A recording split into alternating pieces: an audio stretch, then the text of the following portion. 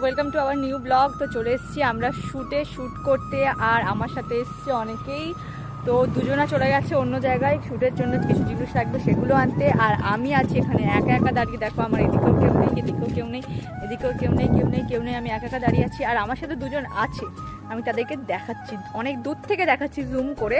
আর আমরা অনেকটা দূরে চলে গেছে, দেখাচ্ছি দাঁড়াও।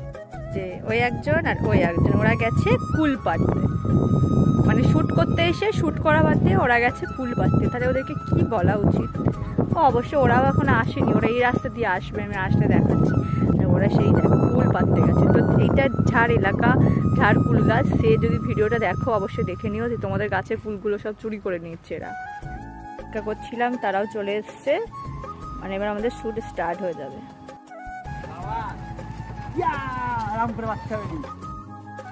চোর কুল চুরি করতে পারে নাকি? আর একজন